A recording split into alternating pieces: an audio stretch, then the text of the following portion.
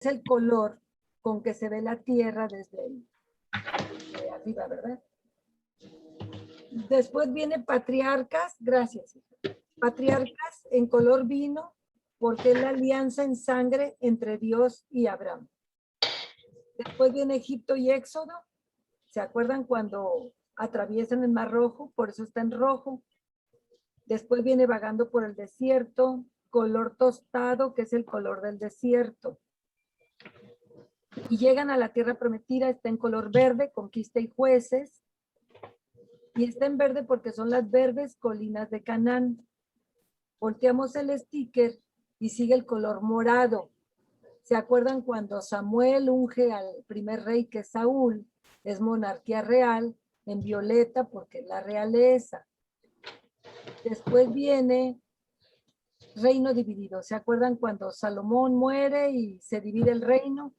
Y es en color negro porque es el periodo más oscuro de Israel. Acuérdense que toda división es terrible, ¿verdad? Trae consecuencias pues muy malas. Después viene en azul, que es el exilio. Azul, Judá cantando los blues en Babilonia.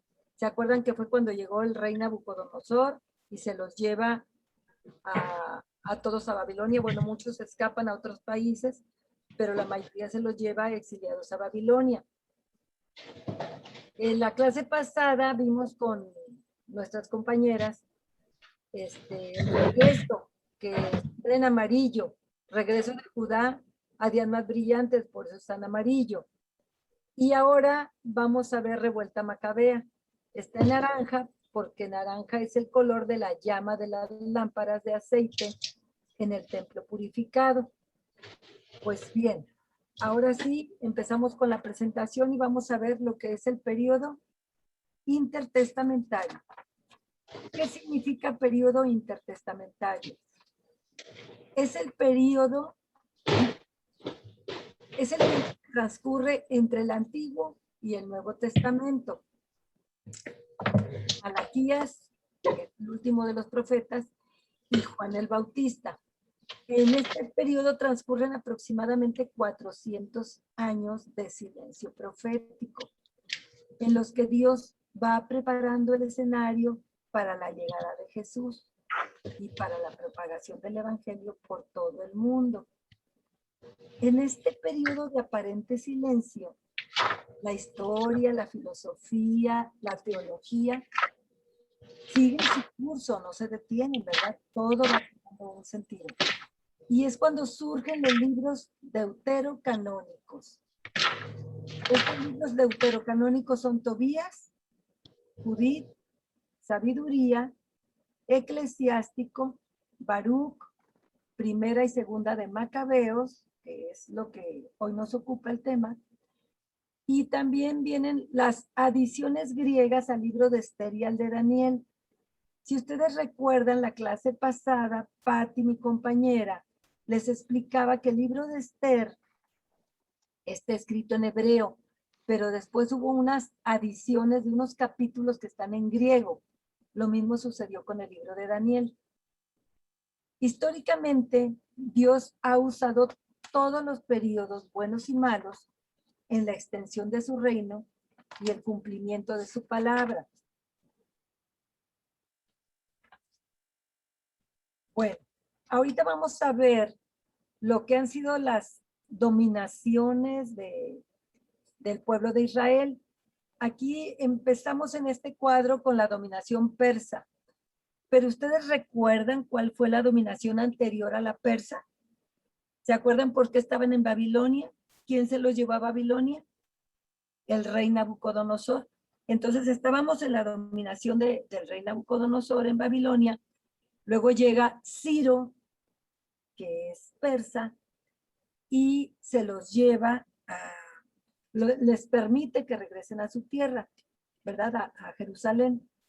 Después de la dominación persa, que fue en el año 538 al 332, viene en el 332 la dominación macedónica o griega con Alejandro Magno. Después de la dominación griega viene la egipcia con el imperio ptolemaico o Lágira en el 323.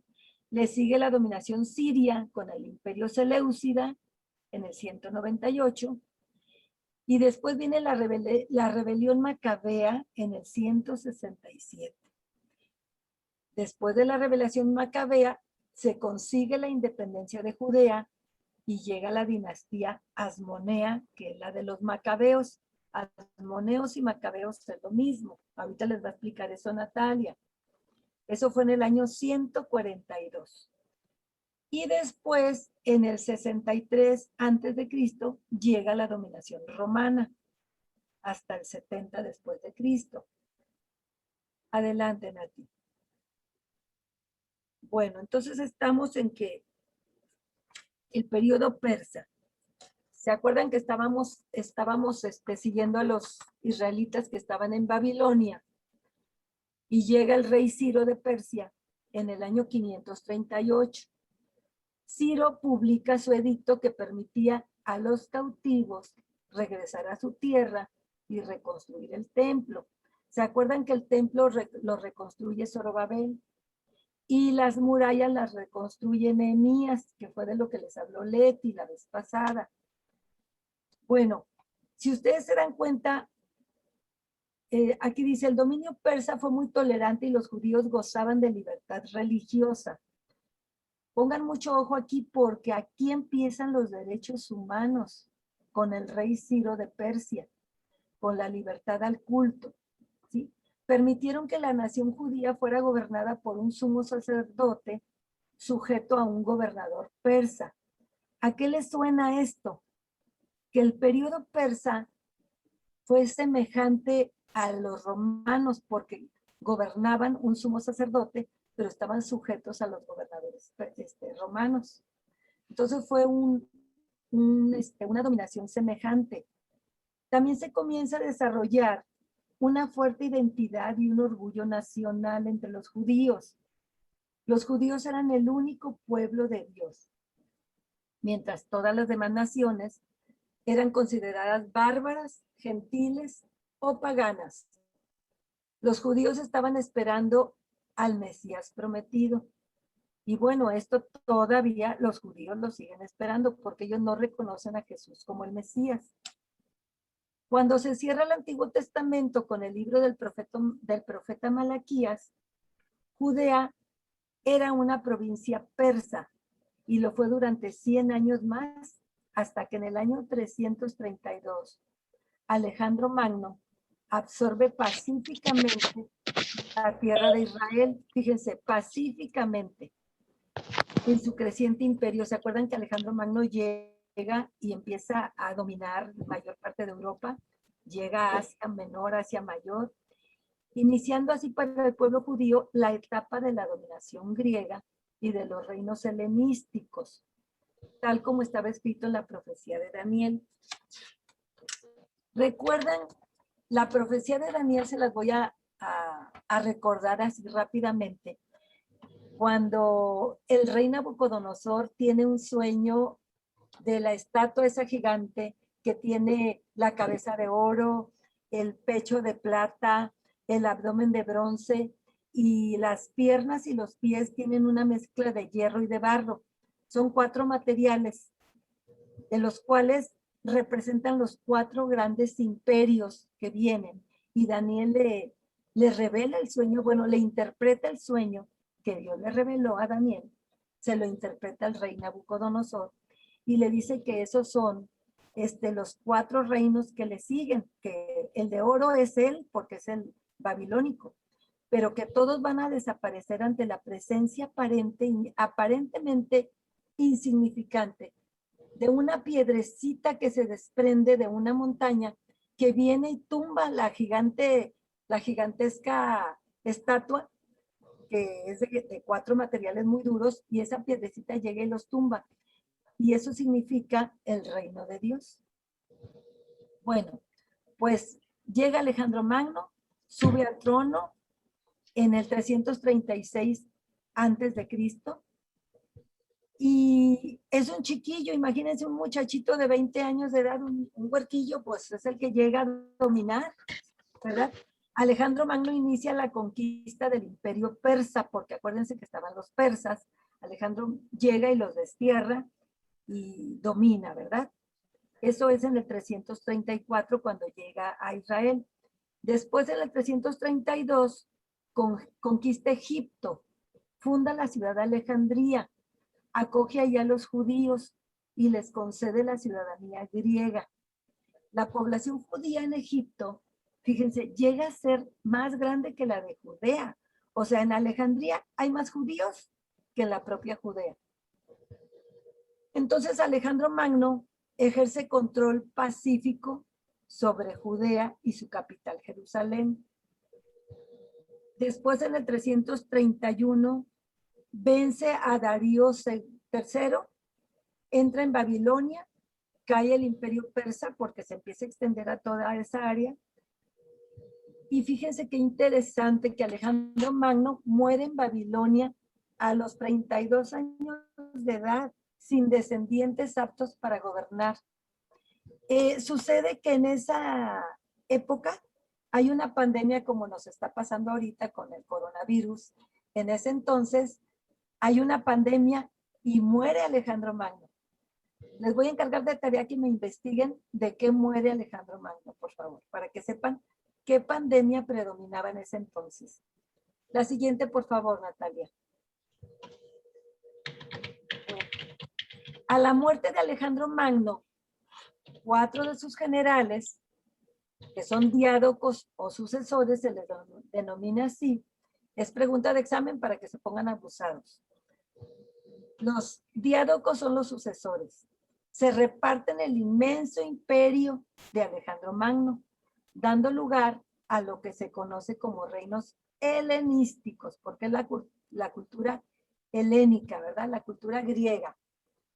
De los que los dos más importantes fueron Seleuco I, que se establece en Siria, con capital en Antioquía. Aquí en el mapa podemos ver que Antioquía y Siria están al norte de Israel. Y el que Ptolomeo establece en Egipto, Ptolomeo I, con capital en Alejandría, que es al sur, está en Egipto, ¿sí? Alejandría es la parte norte. Ahí es donde les digo que se establecieron la mayor cantidad de judíos, más que en Judea. La siguiente, por favor, Natalia.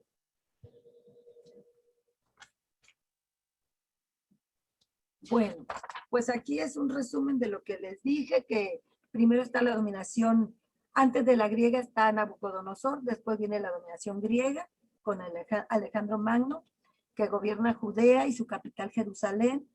Trató a los judíos con magnanimidad, como respetaba su religión, pudieron seguir viviendo según su ley y sus tradiciones. Después viene la dominación ptolomea. Durante un siglo gobernaron desde Alejandría, Egipto, fueron benévolos con los judíos. Ptolomeo II hizo traducir la Biblia hebrea a la lengua griega.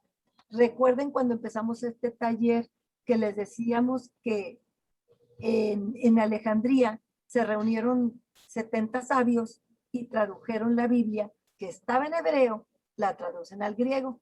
Aquí ubíquense, aquí fue la traducción. ¿Sí? Es la traducción Septuaginta, que es la traducción de los 70. Pero en el año 198, Seleuco, que era un rey muy malo porque Ptolomeo era bueno, los dejaba seguir con su religión, pero el rey Seleuco después viene, durante medio siglo gobernaron desde Antioquía, que era la capital de Siria. El periodo seleucida fue el más cruel de toda la historia del judaísmo, queriendo forzar a la helenización. Pues tenía un general, Seleuco, que era el general Antíoco IV Epífanes, trata de erradicar la religión y de quitar todas las tradiciones judías. Bueno, y aquí, Ale, tienes por ahí la musiquita que te pedí. Sí, bueno, déjame la pongo. Gracias, Ale. Pues aquí estamos otra vez. Antíoco IV profana el templo de Jerusalén, desata una despiadada persecución contra los judíos, ¿sí? Encabezada por Matatías y sus 5 hijos, comienza la rebelión macabea. Y aquí les preparé una musiquita bien padre, a ver si se puede. Bueno, les voy a seguir platicando porque no podemos detenernos. Judas Macabeo, bueno, Matatías tiene 5 hijos. Los hijos son los que... Judas Macabeo logró obtener la libertad religiosa. Purifica y dedica el templo de Jerusalén. No, Ale, aquí te pedí la de Carmina Burana. Ahí va. Ahí va, ahí va. Les va a gustar, porque aquí empieza bien padre. Judas Macabeo logra obtener la libertad religiosa, purifica y dedica el templo de Jerusalén, establece la fiesta de Hanukkah, porque fíjense, recuperan la independencia, establece la fiesta de Hanukkah, hace alianza con los romanos, que a partir del 168 empiezan a hacer sentir su influencia en Oriente. Imagínense que ahorita nosotros pidiéramos apoyo a Estados Unidos. Llega a Estados Unidos y nos domina. Bueno, pues así, Judas Macabeo pide apoyo a Roma y pues llega y a muchos años después Roma domina. Entonces Simón Macabeo logra la independencia de Judá y con él inicia la dinastía Asmonea en el año 134 antes de Cristo. Le sucede su hijo Juan Hircano, después llamado por los 2 últimos herederos asmoneos para que mediara en sus conflictos. El general romano Pompeyo toma el control de Jerusalén. Pompeyo es un romano, y pone fin al reinado asmoneo. Hace matar a los sacerdotes, profana el Santa Santorum, el Santo de los Santos, e impone duras condiciones de paz. En el año 37 a.C., Herodes el Grande es nombrado rey de Judea por el emperador romano. Bueno, la que sigue, por favor. Pues le paso la voz a Nati, mi compañera, que van a aprender muchísimo. Espero haya quedado clara toda la historia. Muchas gracias. Adelante, Nati, por favor. Gracias, Mague. Muy, muy bien, como siempre. Buenos días a todas, a todos. Mague estaba haciendo alusión a el sueño que tuvo Nabucodonosor y vamos a hablar de los imperios. Recordamos que el pueblo judío había sido llevado al exilio por Nabucodonosor, que es el primer imperio que vemos aquí, y donde estuvieron cautivos por 70 años. Pero recuerden que Daniel había hecho una predicción que no iban a ser, que efectivamente iban a estar nada más físicamente cautivos 70 años, pero que espiritualmente no iban a estar cautivos solamente 70 años, sino 70 veces 7, hasta que viniera nuestro Señor Jesucristo. Y entonces, después de que sucedió el imperio babilónico, luego viene el imperio persa, que sometió a los judíos por un espacio de 200 años. Y su rey, que fue Ciro, fue el que permitió que regresaran los judíos a Jerusalén, que reconstruyeran el templo y que siguieran con su religión y sus costumbres. Recordamos que no todos los judíos volvieron, porque ya cuando estuvieron en Babilonia durante 70 años, muchos habían tenido sus negocios, sus empresas, sus casas. Entonces solamente regresaron quienes decidieron regresar. A esos que regresaron se le llama el remanente, el pueblo, el remanente fiel. Entonces vimos efectivamente cómo este es el imperio persa. Luego vimos cómo en la clase pasada las compañeras nos hablaban de los que habían regresado de Babilonia, ese pequeño resto de Israel, y que habían construido el templo con Zorobabel y con Esdras se les enseñó la palabra de Dios y con Nehemías se reconstruyeron las murallas de Jerusalén. Recordamos 3 cosas importantes que hizo Esdras y que tenemos que retomarle en nuestra vida. ¿Qué hizo Esdras? Esdras estudió la palabra, Esdras vivió la palabra y Esdras enseñó la palabra. Entonces, eso es lo que nos enseña para nuestra clase el día de hoy. ¿Qué nos dice Esdras? Estudiar la palabra, vivir la palabra y enseñar la palabra. Bueno, pero ¿qué sucede con el imperio persa?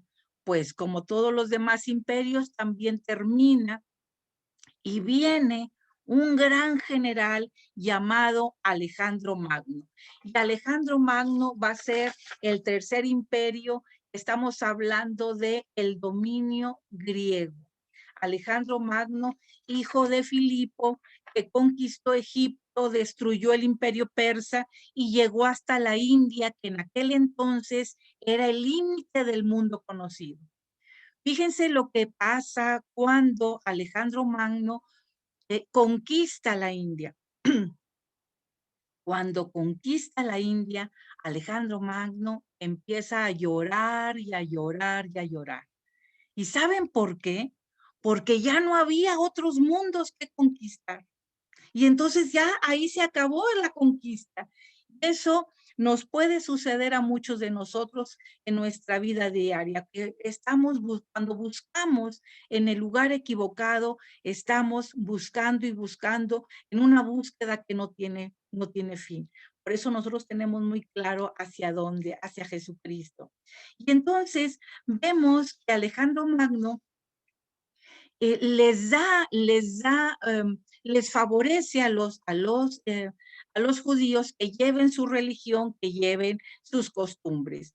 Pero Alejandro Magno también procuró llevar la cultura griega o helenismo a todos los territorios conquistados, porque el objetivo de Alejandro Magno era crear un mundo unido por el idioma y por el pensamiento griego. De hecho, Alejandro Magno fundó Alejandría y le pone Alejandría como su nombre, pero en femenino. ¿Quién era Alejandro Magno? Alejandro Magno era hijo del rey Filipo y subió al trono a los 20 años cuando su padre murió. Fíjense quién fue su maestro. El gran maestro de Alejandro Magno fue el filósofo Aristóteles, que muchas veces hemos escuchado de él. Y entonces, gracias a Aristóteles, Alejandro Magno era muy sensible al arte y a las ciencias. Cuando llegó a Jerusalén se impactó mucho de su religión y de todo lo que llevaban. Y entonces los sumos sacerdotes le enseñaron las profecías de Daniel, donde hablaban de él y él se siente identificado por esas profecías y entonces permitió que siguieran todo, dejó Jerusalén intacta. Pero en el año 223 muere tremendamente por unas grandes fiebres a la edad de 33 años. Fíjense cómo sus funerales duran 2 años. 2 años dura. Y el reino, como muere intempestivamente, pues él no había dejado sucesores, pero su reino se divide en lo que mencionaba Mague, que son los diádocos o sucesores. Vamos a hablar de dos sucesores importantes que van a ser los Ptolomeos, que van a tomar Jerusalén, al mando de Jerusalén, y que van a estar más o menos en paz por 120 años. Y entonces la vida, cuando lo toma Ptolomeo, lo toma Jerusalén, la vida de Israel es pacífica, establecen sinagogas en todas las colonias, es decir, llevan su cultura, llevan sus tradiciones. Tanto como les había dicho Mague, que Ptolomeo se interesa por las escrituras, pero como el griego ya se hablaba en todos lados, entonces tenían que compartir las escrituras. Y entonces Ptolomeo le manda pedir al gran sumo sacerdote Eleazar que le mande 72 eruditos a Alejandría para que en 72 días traduzcan las escrituras que estaban en hebreo y en arameo, las traduzcan al griego. Y entonces esa traducción fue una cosa maravillosa porque estuvieron en celdas diferentes todos los 72 eruditos y a los 72 días la traducción que sacaron fue una traducción idéntica. Por eso se le llama la Septuaginta o la Biblia de los 70. Pero, como todo se acaba, llega después otro de los descendientes de los sucesores o gobernadores a dominar también Jerusalén.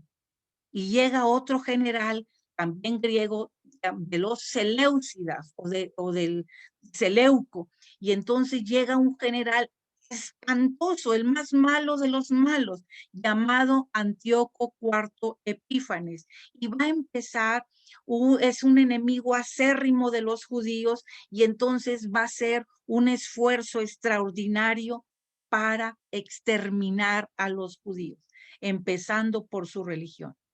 ¿Qué fue lo primero que hace Antíoco IV Epífanes? Les voy a suplicar que nos vayamos a Primera de Macabeos 1, del 44 al 50, por favor.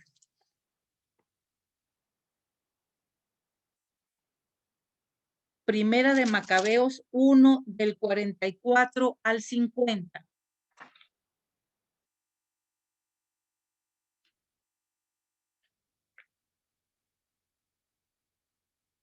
¿Alguien lo tiene ya?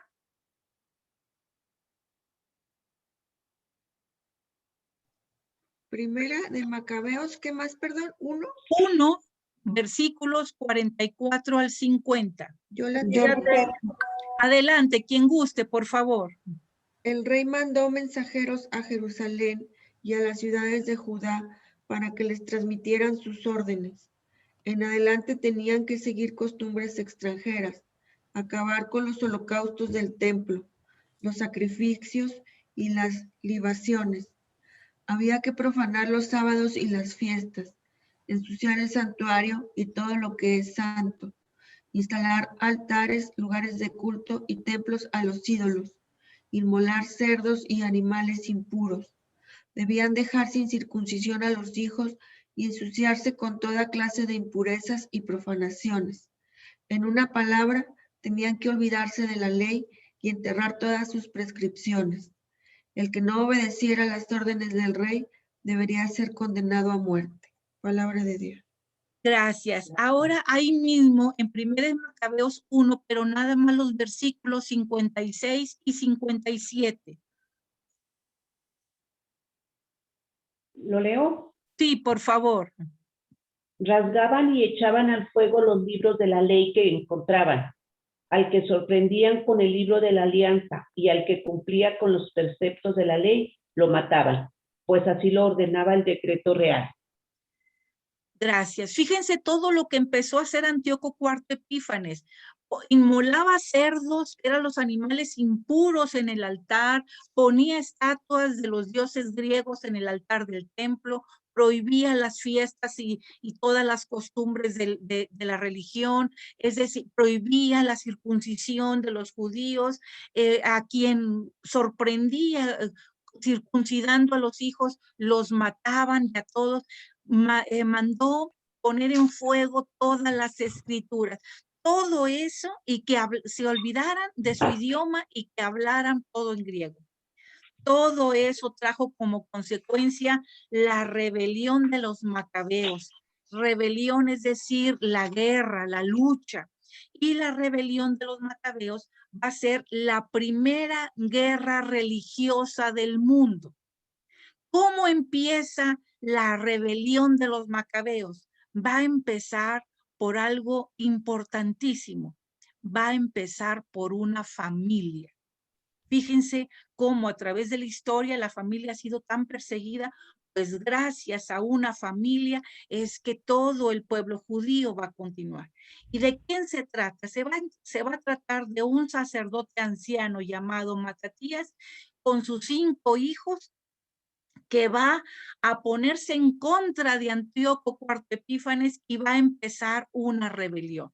Déjenme les digo que Matatías tenía 5 hijos y cada uno tenía un sobrenombre, cada hijo tenía un sobrenombre, pero el tercer hijo, llamado Juan, le llamaban Macabeo, un sobrenombre que tenía Judas.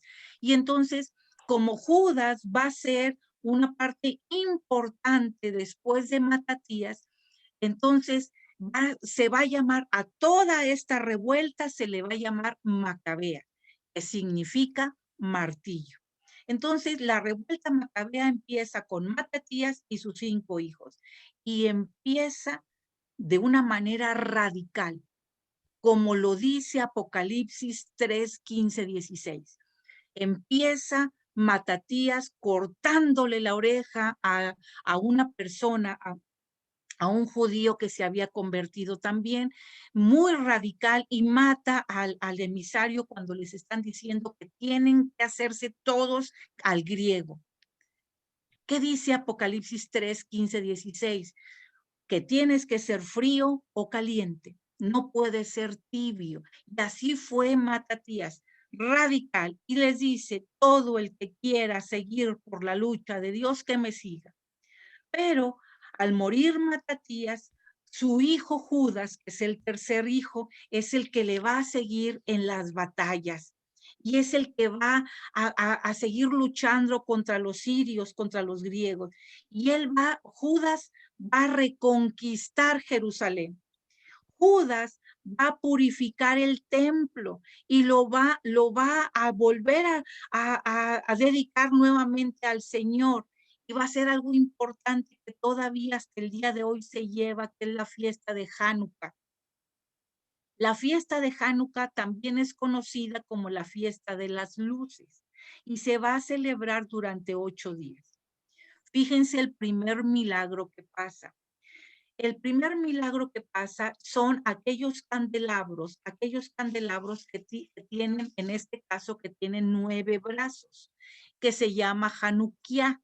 El candelabro de 7 brazos se llama menora, pero estamos hablando aquí del candelabro de 9 brazos. Pues tenía muy poquito aceite, y lo prende. Con ese poquito aceite duran los 8 días de la festividad.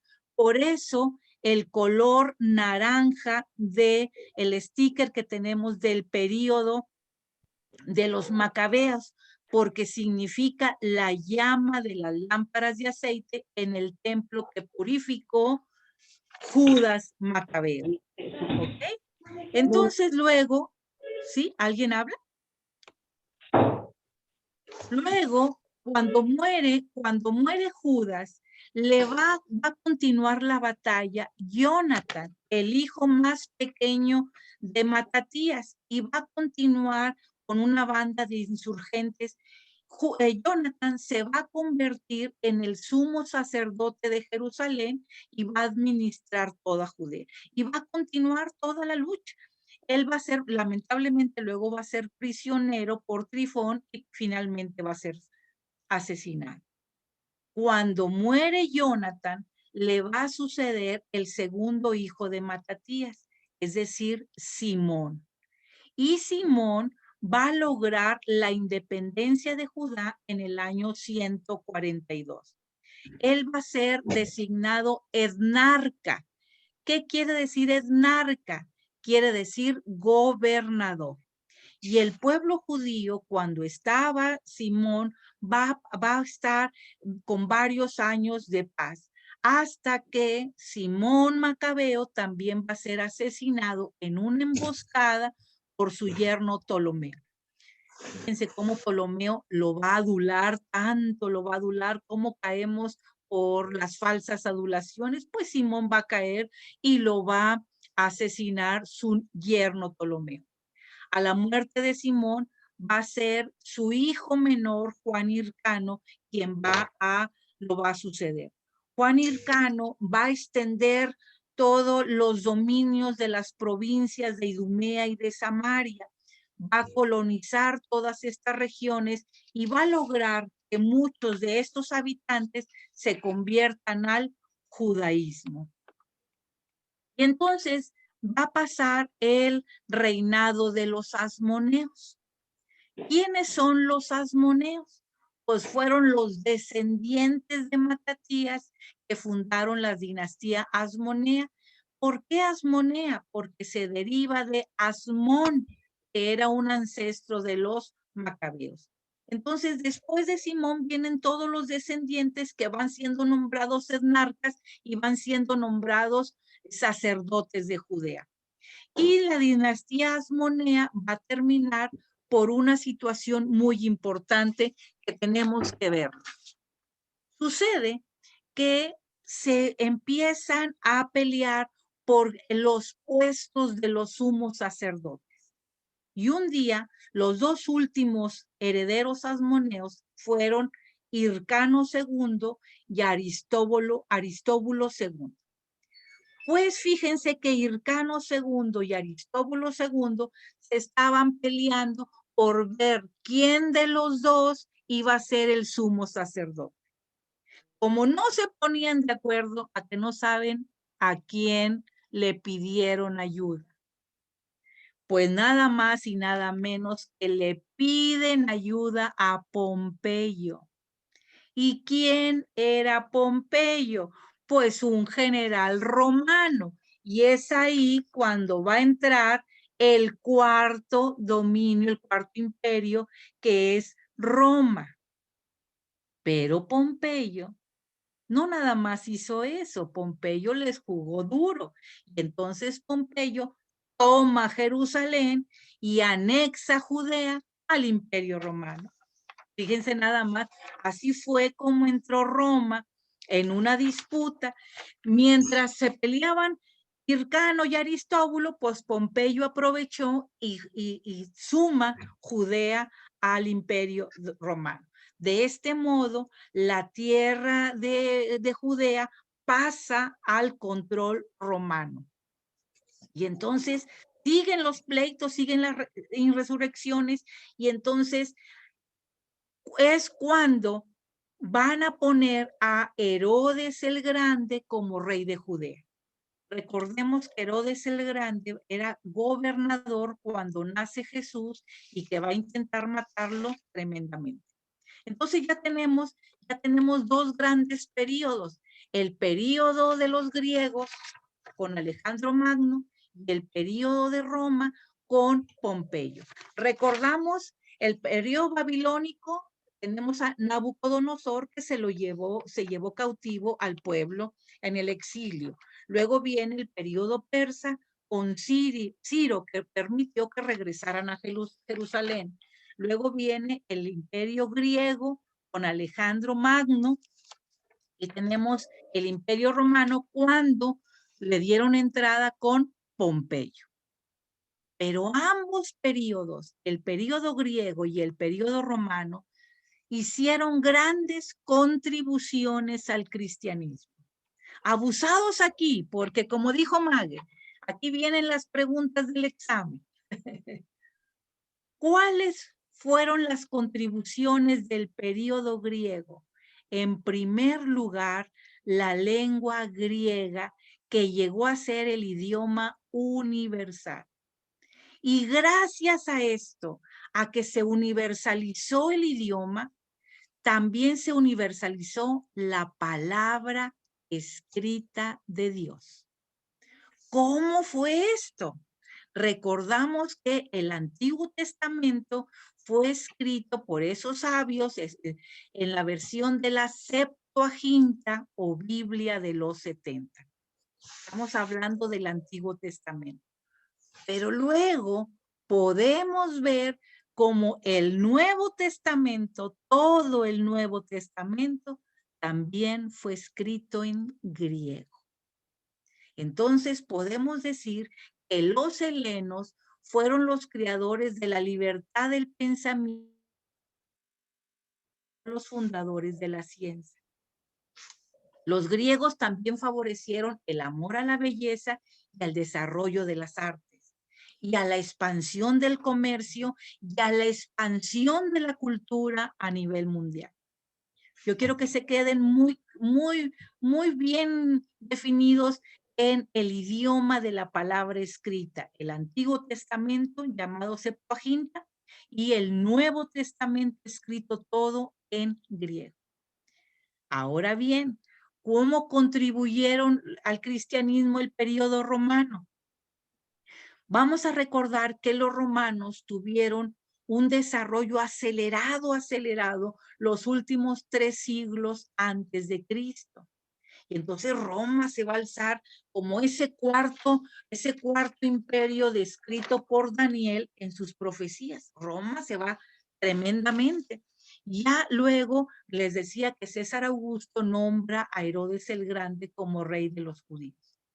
Entonces, ¿cuáles fueron las contribuciones? Muy importantes. Hubo un gobierno y paz mundiales, lo que facilitó la difusión de la fe cristiana. Gracias a esa paz se facilitó la difusión de la fe cristiana. También hubo un gobierno permanente y estable, que ahí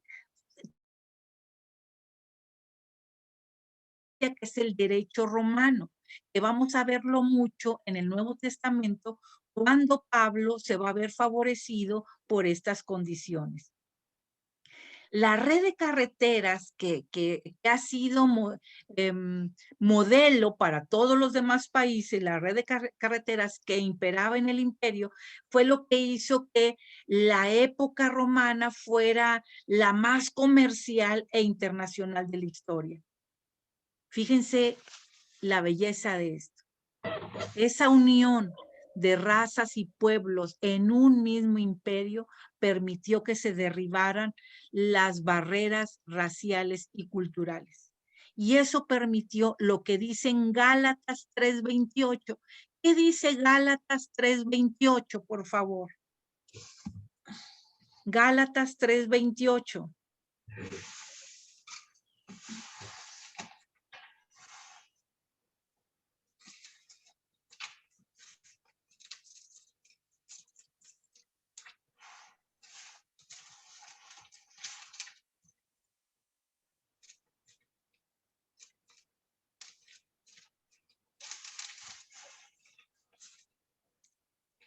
Adelante, alguien que nos ayude. Bueno, yo lo tengo. Adelante, por favor. Ya no hay distinción entre judío o no judío, entre esclavo o libre, entre varón o mujer, porque todos ustedes son uno en Cristo Jesús. Eso va a permitir la libertad y derribar las barreras raciales y culturales. Podemos concluir entonces que durante este periodo de los 2 grandes imperios, del griego y el romano, estos 2 grandes imperios fueron parte importante del plan de Dios. De hecho, hasta nuestros días no ha habido ningún imperio que se asemeje a esos grandes imperios. Los 2 imperios contribuyeron a la propagación de la palabra de Dios. Los griegos contribuyeron a conservar los escritos antiguos de la palabra de Dios. Y los romanos contribuyeron a facilitar la propagación del evangelio. Tan importantes los 2. Pero entonces podemos decir cuáles y cuántos son los libros de los macabeos. Y vamos a ver que los libros de los macabeos aquí los tenemos dentro del Antiguo Testamento. Primero que nada vamos a decir que nos ubicamos en el periodo, en la clasificación de históricos, porque son 12 libros históricos. Los tenemos aquí a su lado derecho, que va desde Josué hasta los macabeos. Entonces, los macabeos pertenecen a la definición de históricos. Recordamos que macabeos viene del arameo Es decir, los libros históricos del Antiguo Testamento abarcan desde el momento de la entrada a la tierra prometida con Josué hasta el periodo de los Macabeos, unos 150 años antes del nacimiento de Cristo. A manera de resumen, podemos decir que los libros de los Macabeos son dos escritos independientes uno del otro, pero ambos relatan las luchas del pueblo judío contra la dinastía de los Seleucidas, concretamente contra Antíoco IV Epífanes. ¿Por qué peleaba el pueblo judío? Peleaba por su libertad religiosa y por su autonomía política. ¿Ok? Recuerden que el imperio griego quería... El título viene del sobrenombre macabeo, como decimos, y recordamos entonces que la revuelta macabea empieza con Matatías y sus 5 hijos. Y al tercer hijo le decían Macabeo, por eso se llama Macabeo. ¿Ok? Entonces, vamos a ver aquí, fíjense una historia triste. ¿Cómo empieza la revuelta macabea? Lo decíamos que empieza con Antíoco IV Epífanes, que quería helenizar a la fuerza y quería meter las costumbres y las prácticas religiosas. Y ya saben que fue con Antíoco IV Epífanes. Pues el pueblo judío, mucha gente, se fue al lado de los griegos. ¿Por qué se fue al lado de los griegos? Porque se deslumbró con la belleza de los griegos, se deslumbró con las prácticas de los griegos, con los gimnasios de los griegos, con la escultura, con todo. Incluso, lamentablemente, quien se fue también para el lado de los griegos fueron muchos judíos piadosos, pero muchos de ellos, los que se fueron para el lado de Antíoco, fueron sacerdotes. Vamos a ver Segunda de Macabeos, por favor. Segunda de Macabeos 4, 14, 15. Segunda de Macabeos 4, 14, 15. Discúlpenme si voy un poquito a prisa para poder tratar de terminar. Yo te lo leo, Nati. Por favor, gracias. Que los sacerdotes no se ocupaban del servicio del altar, sino que despreciaban el templo. No se preocupaban de los sacrificios y se apresuraban a tomar parte de las exhibiciones deportivas contrarias a la ley, tales como el lanzamiento del disco. No apreciaban las glorias patrias y en cambio valoraban las de los griegos. Palabra de Dios. Gracias, Yadi. Es decir, cuando tu fe no está centrada en Dios, es muy fácil moverte. Y entonces así les pasó a estos sacerdotes que se deslumbraron con la cultura griega. El lanzamiento del disco, las costumbres, la belleza, porque había un culto al cuerpo, un culto a la belleza.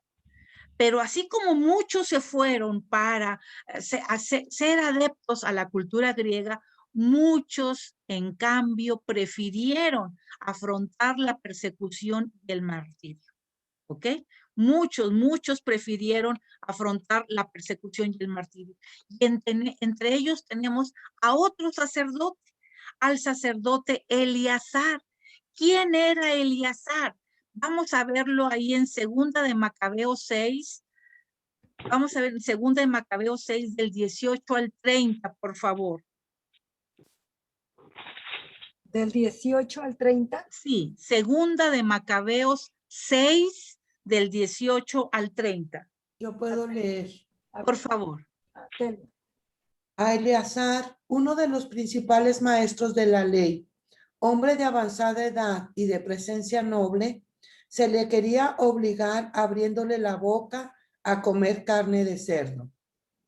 Pero él, prefiriendo una muerte honrosa a una vida sin honor, voluntariamente se dirigió al lugar del suplicio.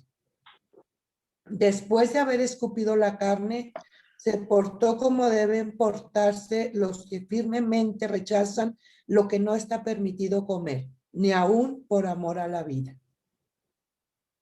¿Hasta ahí o le sigo? Bueno, hasta ahí sí gusta, es hasta el 30, pero hasta ahí podemos Hasta el explicar. 30. Sí. Ujú. Los que presidían esta comida prohibida por la ley y que de tiempo atrás conocían a este hombre, tomándolo aparte, le aconsejaron que se hiciera traer carne preparada por él, la cual estuviera permitida, y que fingiera comer de la carne ofrecida en sacrificio, como lo había ordenado el rey. Así evitaría la muerte, y ellos, por su antigua amistad con él, lo tratarían con bondad. Pero Eleazar, tomando una decisión honrosa y digna de su edad, de su venerable ancianidad y de sus cabellos blancos, que eran señal de sus trabajos y de su distinción, una decisión digna de su conducta intachable desde la niñez y especialmente digna de la santa ley establecida por Dios, respondió en consecuencia: quítenme la vida de una vez. A mi edad no es digno fingir. No quiero que muchos de los jóvenes vayan a creer que yo, Eleazar, a los 90 años, abracé una religión extranjera y que a causa de mi hipocresía y por una corta y breve vida, ellos caigan por mi culpa en el error. Con esto atraería sobre mi ancianidad la infamia y la deshonra. Además, aunque ahora evitar el castigo de los hombres, ni vivo ni muerto podría escapar de las manos del Todopoderoso.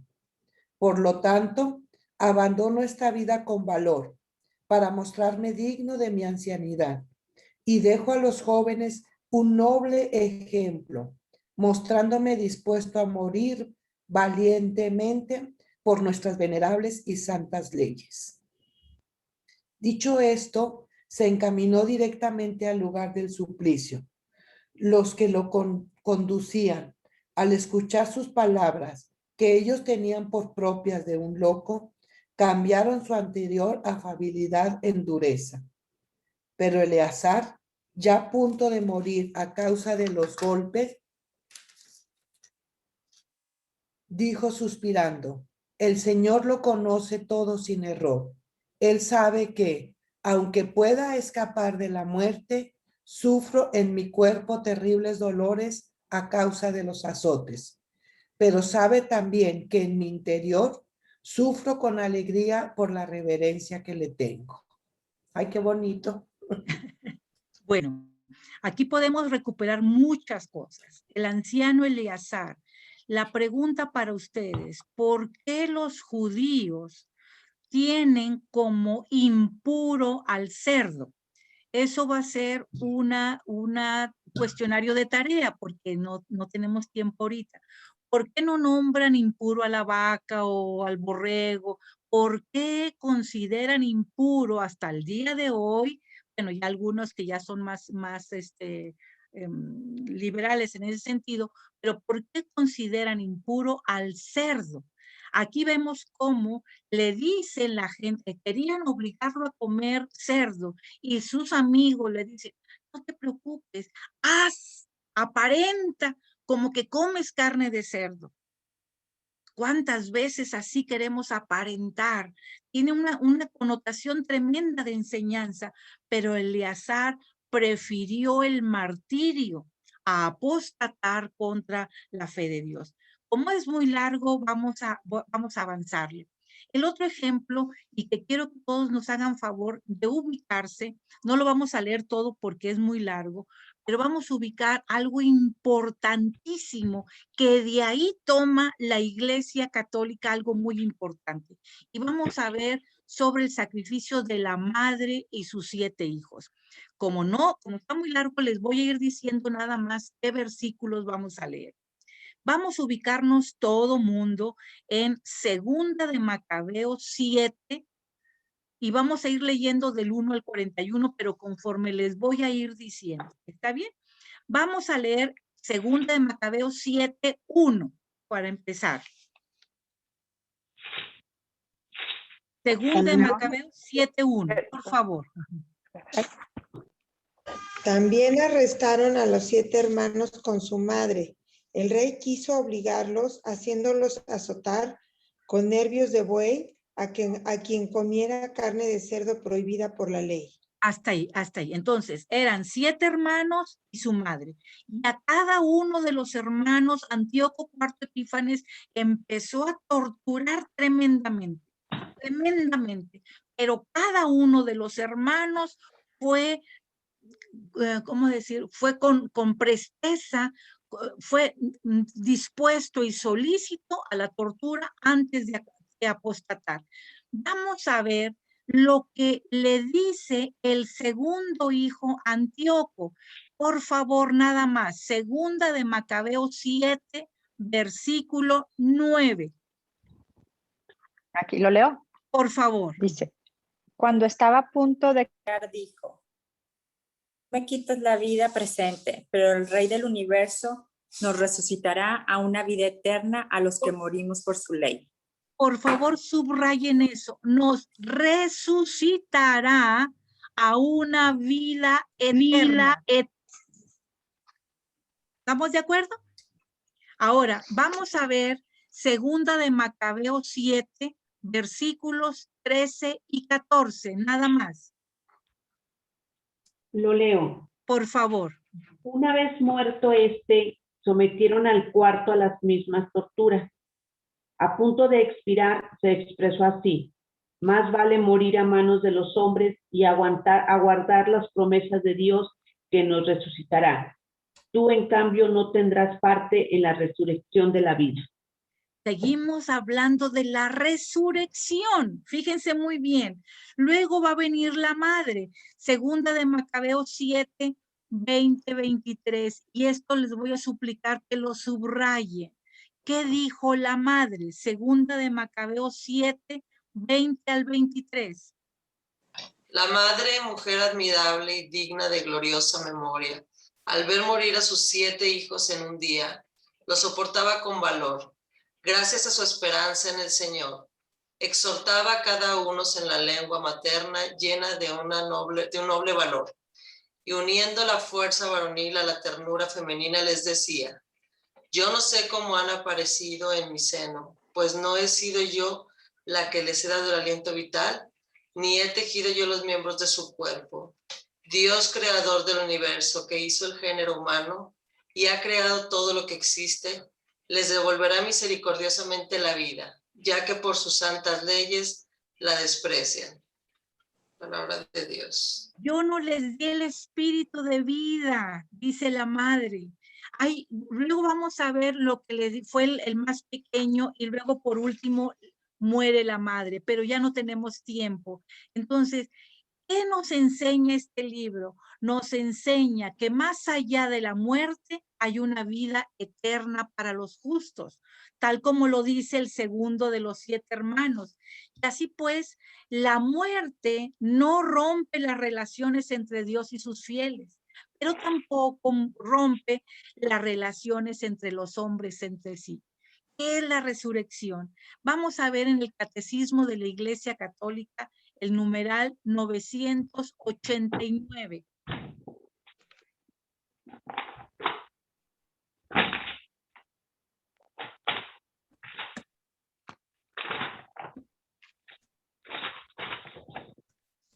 $989.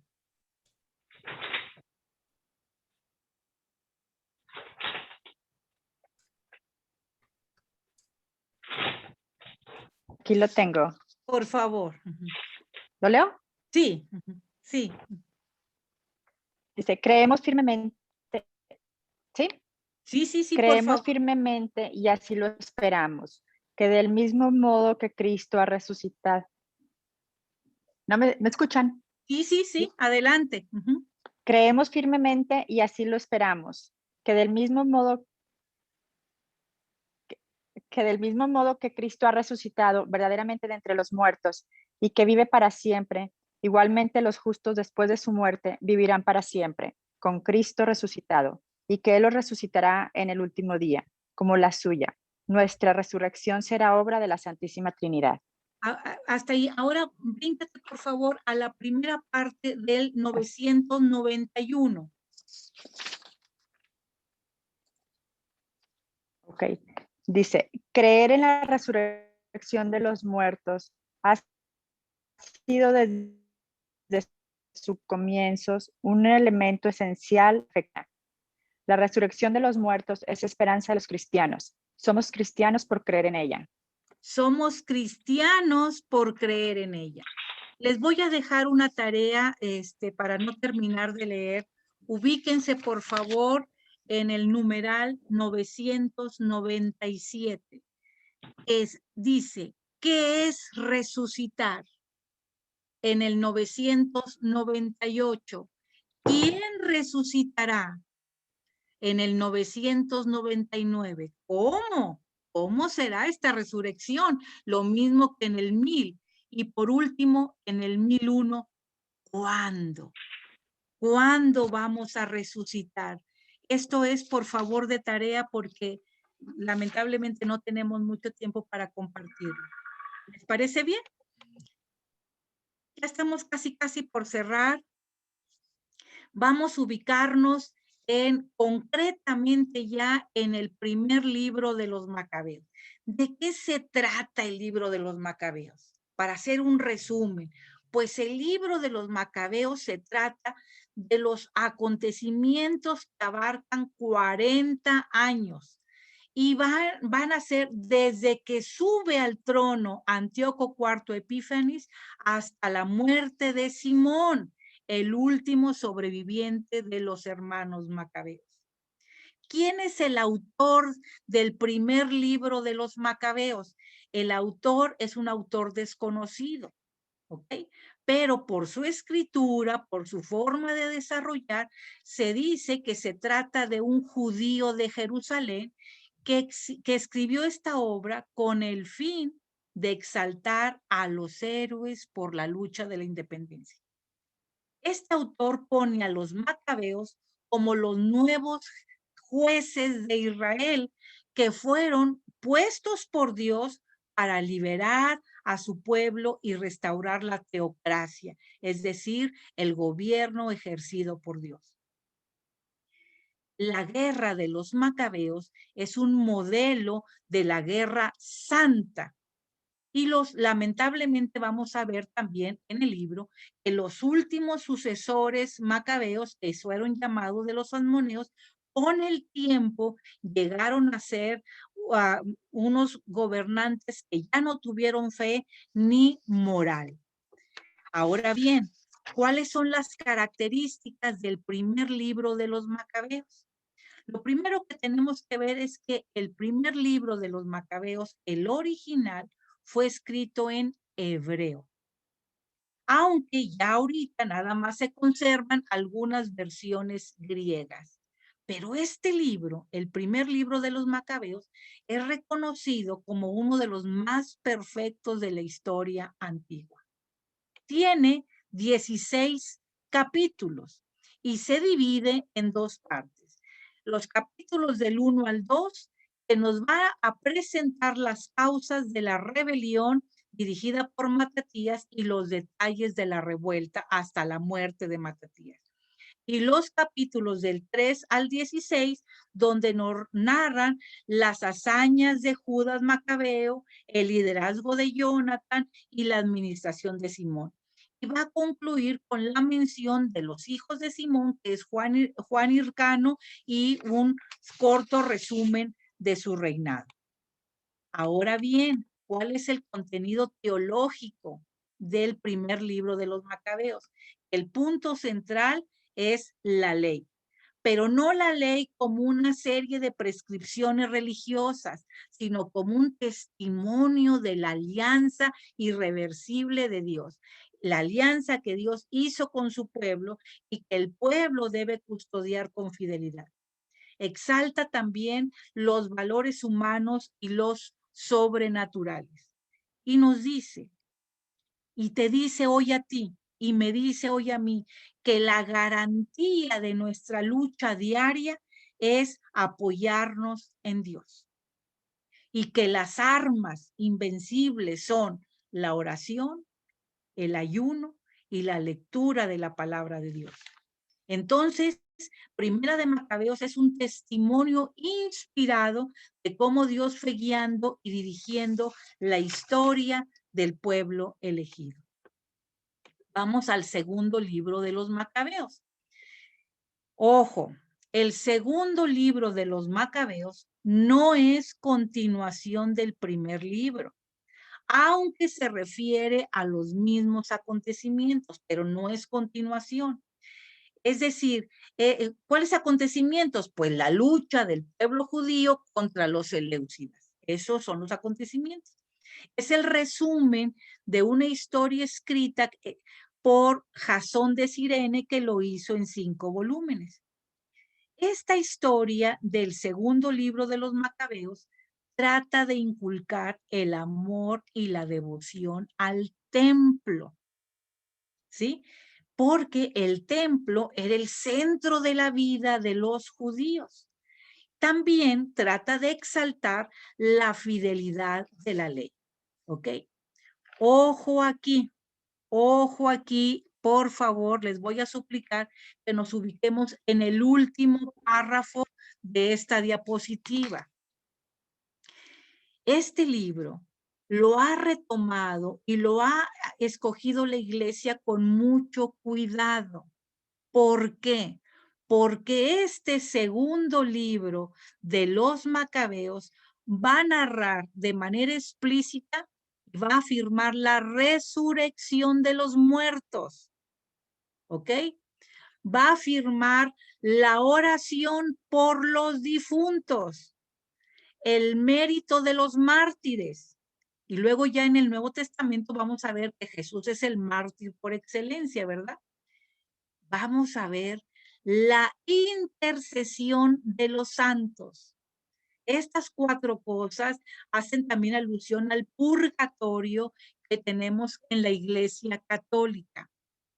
Para poder entender un poquito esto, vamos a ver Segunda de Macabeos 12, del 39 al 43, y con esto vamos a terminar ahorita.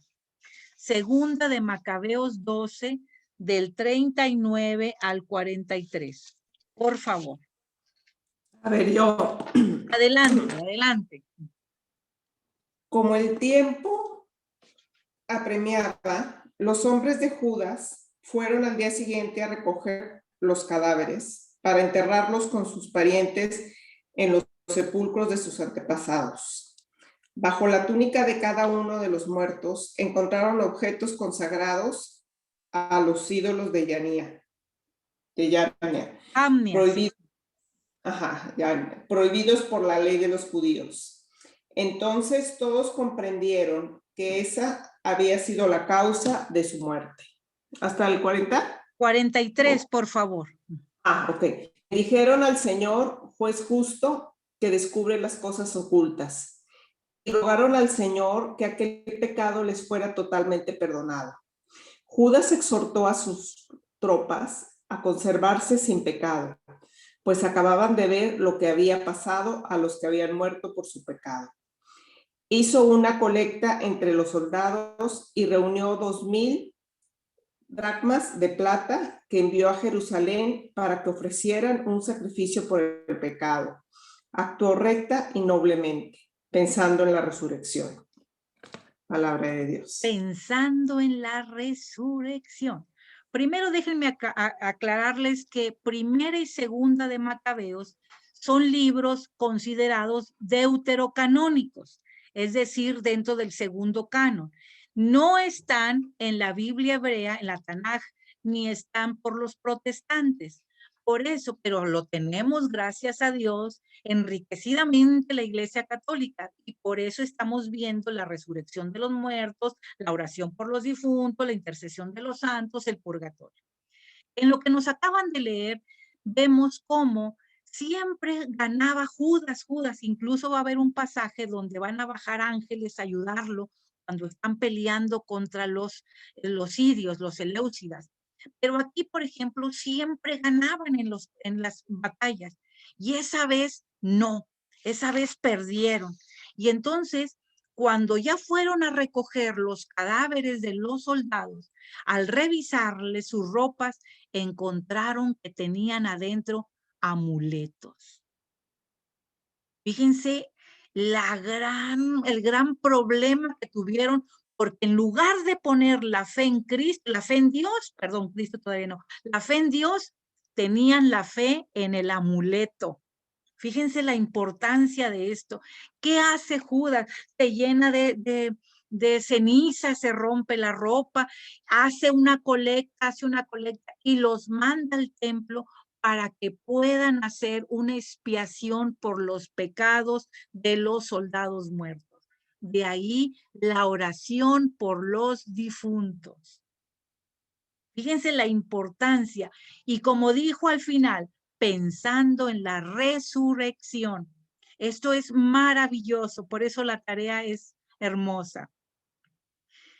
El segundo libro de los Macabeos, cabe señalar que no fue escrito en hebreo como el primer libro. El segundo libro de los Macabeos fue escrito en griego, ¿ok? Y se escribió antes que el primer libro de los Macabeos. Recuerden que nuestra Biblia no lleva un orden cronológico, sino lleva un orden temático. Lleva de acuerdo a la salvación. El orden que lleva es el orden que nos lleva desde a la salvación hasta llegar a Cristo. ¿Ok? Ojo, este segundo libro de los Macabeos tiene un género literario y ese género literario se denomina historia dramática o patética. Ah, caray, ¿y por qué ese nombre?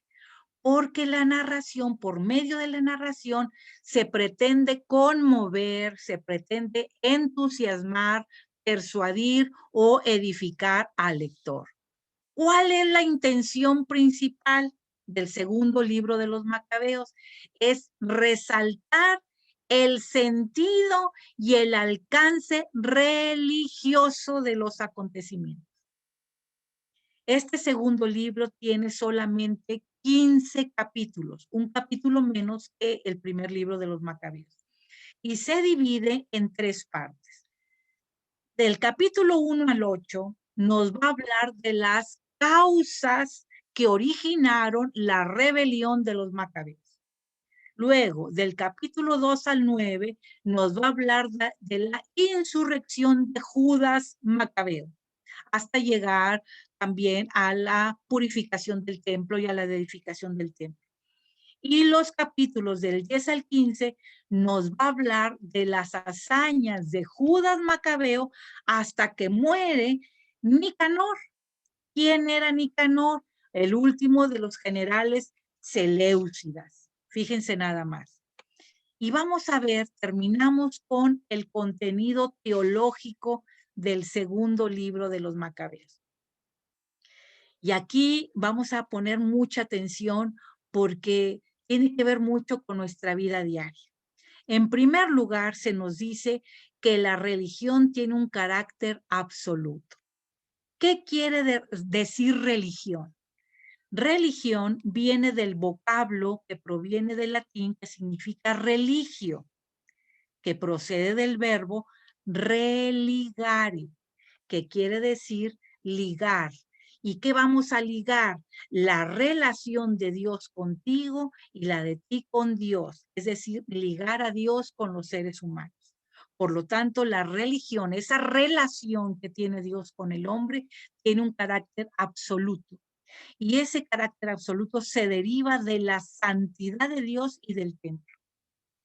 Y vemos también un contenido teológico que nos habla de la intercesión de los santos.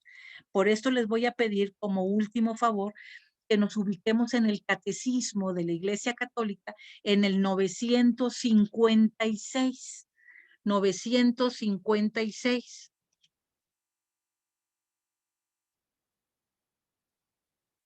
¿Todavía están ahí? ¿No les he dormido tanto? Yo Aquí lo tengo. Adelante, Vale. por favor. 956. La, Tú, Tere. interce- de los santos, La intercesión de los hecho- santos. Ujú.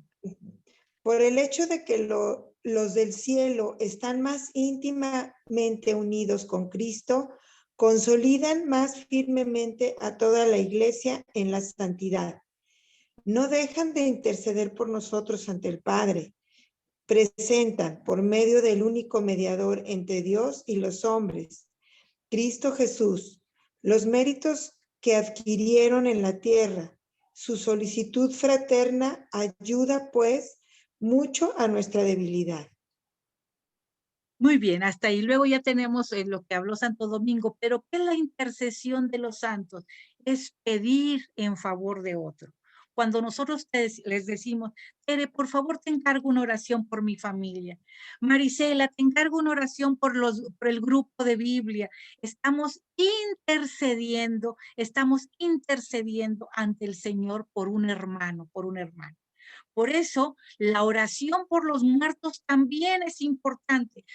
Tenemos la intercesión de los santos, es decir, de los justos, pero también tenemos la oración por los muertos, es decir, los vivos pueden ofrecer sacrificios de expiación y oraciones por los difuntos, lo que se va a derivar en la verdad del purgatorio, que es un dogma de la Iglesia Católica. Déjenme les digo que orar por los vivos y orar por los difuntos es una obra de misericordia. Una obra de misericordia. No se te olvide. Aquí tenemos también en el segundo libro de los Macabeos lo que le da el sentido al sufrimiento y al martirio. Y vamos a ver que es preferible el martirio que ofender a Dios. Y por último, que más allá de la muerte física, hay una vida eterna. No se te olvide que la fe en la resurrección se confirma con la resurrección de Jesús. Y yo te pregunto, ¿cómo podemos conseguir la vida eterna? Por favor, vayámonos a Mateo 19. Mateo 19, del 16 al 19. Mateo 19.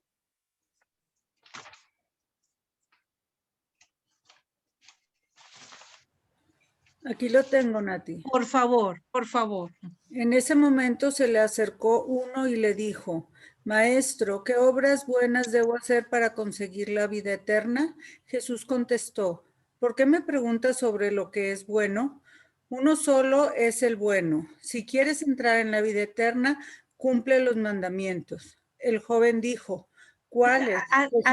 Hasta ahí, si quieres, hasta ahí. Gracias. Si quieres, gracias, mi vida. Si quieres entrar a la vida eterna, Claudia, Marisela, Tere, Mónica, si quieres entrar a la vida eterna, cumple los mandamientos.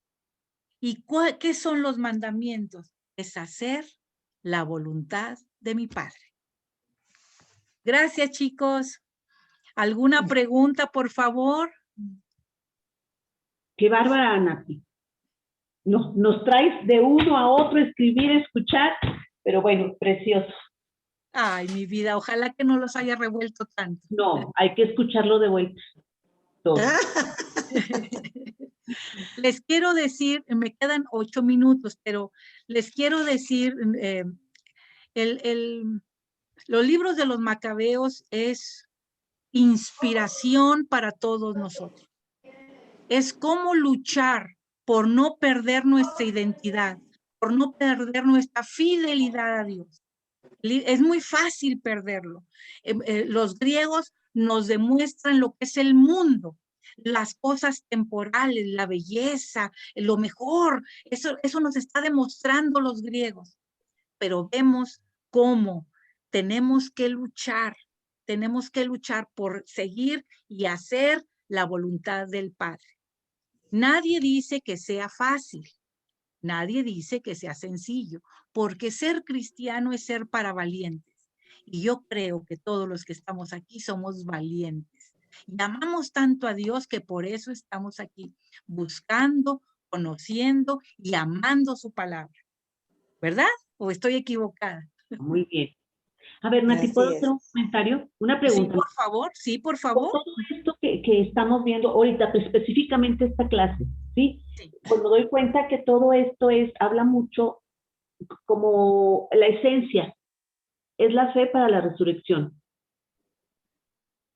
Sí, pero dice una palabra muy importante, los justos. Ok. ¿Quiénes son los justos? Nos dice que la resurrección de los justos. Los justos son los que hacen la voluntad del Padre. Perfecto. Eso es maravilloso. Quiero decirles dos cositas antes de pedirle a Ale que si me ayuda con la oración, si ustedes son tan amables. Si se fijaron, este es el periodo número 10.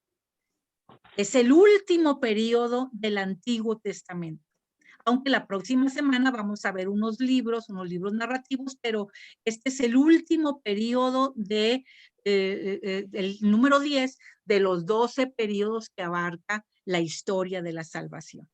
Con esto vamos a terminar el Antiguo Testamento, aunque con la salvedad que el próximo jueves vamos a ver lo que son los Salmos, Proverbios, Cantar de Cantares. Pero yo quisiera invitarlos a quien quiera ser gustosa o gustoso de manera voluntaria a que vaya al internet. Les voy a pasar un dato, todo junto y con puras letras minúsculas. Se llama latierraprometida.es. latierraprometida.es. Todo junto, puras minúsculas, latierraprometida.es. Ahí va a hablar Beatriz Osores, que va completamente católica, va a hacer un repaso en videos de todo el Antiguo Testamento y lo hace tan sencillamente basados en el libro Comprender las Escrituras. Aquí está, son algunos videos que te van a servir tremendamente para darle un repaso a todo lo que ya vimos, por supuesto, aquí en clase. Obviamente también puedes echar mano a todos los videos que se quedan grabados y que Ale amablemente los sube a YouTube. Si quieres volver a repetir algún tema, lo puedes ir a YouTube y ahí encontrar en la página de la parroquia. Pero latierraprometida.es es completamente católica, es muy sencillo y te va a dar una panorámica de todo el Antiguo Testamento. Nati, ya estoy en la página, pero ahí entramos específicamente a un punto. Nada más dice latierraprometida.es y van a ver, son 42 videos de Beatriz Osores. Ok. Viene en orden, desde la creación hasta la revuelta macabea. ¿Es en la sección de Conociendo las Escrituras? Sí, correcto. Eso pregunta, sí, perdón. Perdóname, no entendí, perdóname. Bien. Muy bien. Y la otra cosa que les quiero decir es que recordamos que a partir de este semestre queremos que haya un afianzamiento en casa, trabajo en casa. De tal manera que cuando Maya les pase esta presentación que usamos Margarita y yo de la revuelta macabea, al final va a venir un cuestionario. Va a venir un cuestionario muy sencillo y que para resolverlo solamente vas a fijarte en la presentación. De cualquier manera, en la última hoja de la presentación vienen las respuestas. ¡Ay, qué hermosa! No les dije nada, pero es para reforzar, es para amar, es enamorarnos de la palabra de Dios. No sé si hay alguna pregunta, algún comentario, algún reclamo, si no, para pasar a la oración. ¿Cómo ven? Muy bien. Fue el secreto que nos diste. Gracias. Muy bien. Muy bien. Pues si no hay algún comentario o alguna duda, les agradecemos muchísimo de veras son un grupo maravilloso. Perdón la premura o la prisa por dar estos hermosos libros, pero están un poquito largos, pero vale la pena que nos sentemos a leerlos, a degustarlos, a enamorarnos de la palabra de Dios. Muchas gracias a todos. Nati, Ale- una pregunta. Perdón, sí. Bueno, yo es la primera vez que estoy en Biblia, ¿verdad? Nunca había estado Gracias a ti. Gracias. Sí. Gracias. Cuando ha sido presencial, me imagino que van así igual, hay más oportunidad de verlo con calma. Es lo mismo. Sí, lo que pasa es que tenemos un plan de estudio, un plan de trabajo, porque es una escuela. Es una escuela. No se trata de ver todos los capítulos, porque esa es tarea de cada uno de nosotros, pero sí nosotros llevamos lo que es lo más importante, la línea de la salvación. Okay. ¿Cómo te vas a salvar tú? ¿Cómo me voy a salvar yo? Y dejamos de tarea para que sigamos trabajando en casa, ¿verdad? Porque no es imposible. Pero vale la pena que lean el libro, que por supuesto no se les pase el catecismo de la Iglesia Católica, que es maravilloso, y por supuesto, mira, ¿a quién veneramos? A la palabra de Dios. Veneramos a la palabra de Dios. Ale, no sé si con eso te respondo, mi vida. Sí, ¿sí? Bastante bien, sí, gracias. Muy bien, mi vida. Ahora sí, Ale, muchas gracias. No, gracias, Nati. Y esto que decías, Marisela, pues sí, digo, lleva una dinámica diferente presencial. Esperemos que ya el próximo año, semestre, ya podamos estar presencial, porque presencial, pues, aprovechamos también para tener más actividades, ¿no? Dentro de, pues, en el mismo taller, ¿no? Ahorita, sin embargo, pues no se nos facilita esta nueva modalidad, pero esperemos que sí.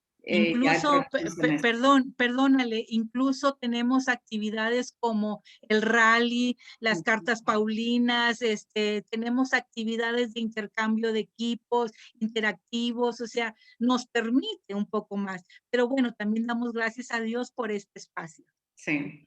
Bueno, yo estoy encantada también así, ¿eh? Ay, qué bueno. Presencial ahí me va a gustar mucho más. No sé, yo estoy muy bien. No, y aparte Nati nos tiene así a todos, ¿verdad? La verdad que si no nos deja respirar, agarra un libro, agarra el otro, escribe, no dejes de escuchar. Yo me pregunté, hermosa. Muy bien, pues bueno, Gracias. Muchísimas gracias, Nati y Margarita, por esta exposición. Este libro, la verdad que tiene una riqueza impresionante. Digo, es un solo libro dividido en dos por su extensión, ¿no? Pero pues tiene muchísimo contenido. De hecho, la próxima clase vamos a tratar de profundizar un poquito más en este tema, porque hay diferentes elementos que, como mencionaba Nati, es parte del magisterio de nuestra iglesia también. Entonces, el profundizar en este libro nos va a llevar a profundizar en la misma iglesia, ¿no? En lo que vivimos y por qué lo vivimos. Porque, como saben, todo tiene un fundamento en la Santa Escritura, pero alineado con el catecismo de la iglesia, alineado con los padres de la iglesia, y ahí vamos viendo cómo pues todo tiene una lógica dentro de la historia de la salvación.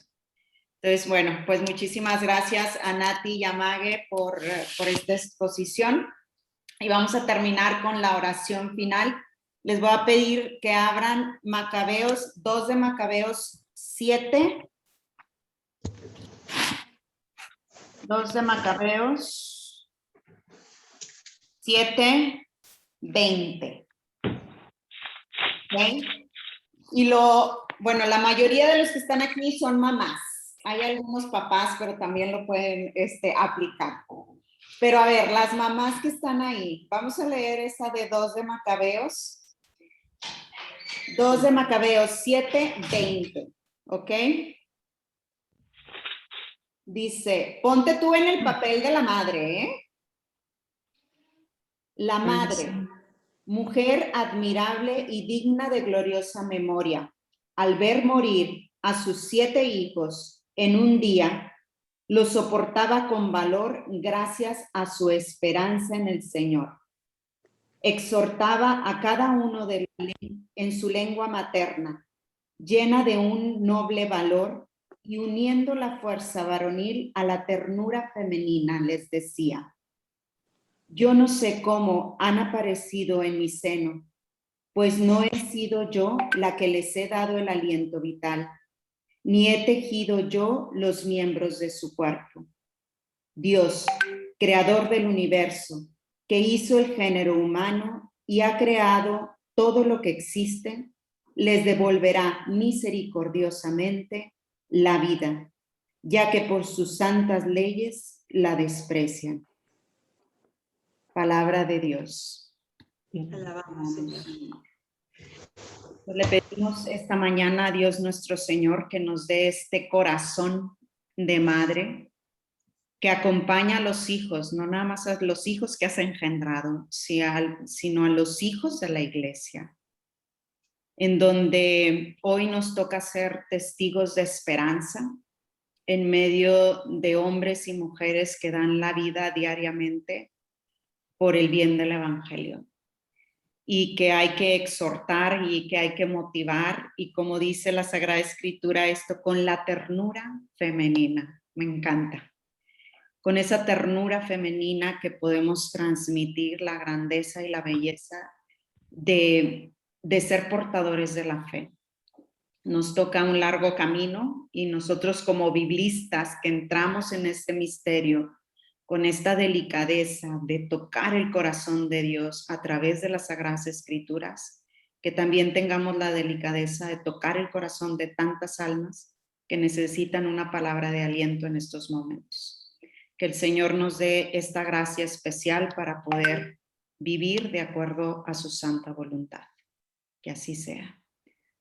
Bajo tu amparo nos acogemos, Santa Madre de Dios. No desprecies las súplicas que te dirigimos a nuestras necesidades. Antes bien, líbranos de todos los peligros. Oh Virgen gloriosa y bendita, ruega por nosotros, Santa Madre de Dios, para que seamos dignos de alcanzar las divinas gracias y promesas de nuestro Señor Jesucristo. Amén. Santa María, Reina de los Apóstoles, ruega por nosotros. En nombre del Padre, del Hijo y del Espíritu Santo. Amén. Muy bien, pues muchísimas gracias a todos y que tengan una muy bendecida semana. Nos vemos el próximo jueves. Hagan su tarea porque la próxima semana vamos a empezar también con eso, revisando tarea. No vean las respuestas, ya escuchan a ti que les dio ahí el... No. Pero no le hagan caso. Tan mal. Gracias. Gracias.